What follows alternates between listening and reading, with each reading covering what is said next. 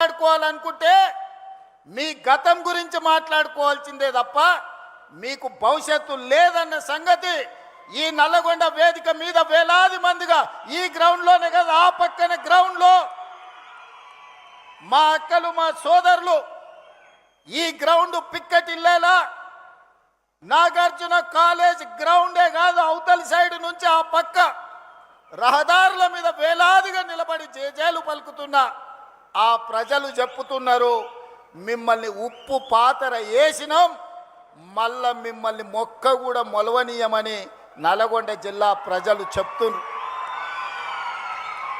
నేను నడుచుకుంటూ వస్తున్నప్పుడు కొంతమంది యువకులు వచ్చి అన్న తులసి వనంలో గంజాయి మొక్కలాగా గా సూర్యాపేటలో ఒకడు జానెడోడు మిగిలిండు ఆ జానెడును కూడా మళ్ళా మొలవనీయం మా ఎంకన్న మీద 3 అడుగులు ఎగురుతుండు మళ్ళసారి చూసుకుంటామని వచ్చి యువకులు సూర్యాపేట వాళ్ళు నాకు చెప్పారు.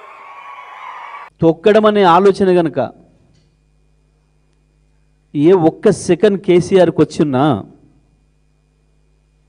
ఇవాళ నీ ఓడు అడ్రస్ తెలిసేది కాదు ఇవాళ ఈ రాష్ట్ర ప్రజలకి.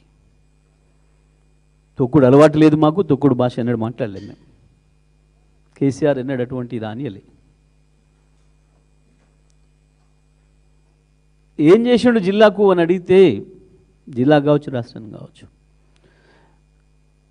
మా కార్యకర్తను ఎవరిని అడిగినా జిల్లాలో ఏ అధికారిని అడిగినా రాత్రి పగలు పనిచేసిన ఆనాటి అధికారులను అడిగినా 3 నిమిషాలు సమయం ఇస్తే 300 నుంచి 3000 అభివృద్ధి కార్యక్రమాలు చెప్తారు నల్గొండ జిల్లాలో. మీ జానారెడ్డి కాన్స్టిట్యున్సీ మీ ఉత్తమ్ కాన్స్టిట్యున్సీతో సహా ప్రతిపక్ష నాయకులుగా ఉన్న మీ నియోజకవర్గాలతో సహా ప్రతి నియోజకవర్గంలో మేము చేసిన అభివృద్ధిని 3 నిమిషాలలో 300 నుంచి 3000 కార్యక్రమాలు చెప్పగలుగుతారు. కానీ రేవంత్ నీకు నీ మంత్రులకు ఎవరికైనా అవకాశం ఇస్తే 3 నిమిషాలు కాదు 3 గంటలు ఇచ్చినా 30 రోజులు ఇచ్చినా ఒక్కటి చెప్పగలుగుతారా మీరు? నల్గొండ జిల్లాలో మీరు ఏం చేసిండ్రు ఒకటంటే ఒక మాట గిది అని చెప్పడానికి. అవే దుర్మార్గపు మాటలు. ఏంటిది? మనుషుల గురించి, ఎత్తుల గురించి, పొడుగుల గురించి ఎవడు మాట్లాడతాడు? అయితే సబ్జెక్ట్ లేనోడు మాట్లాడతాడు, లేదా సంస్కారం లేనోడు మాట్లాడతాడు.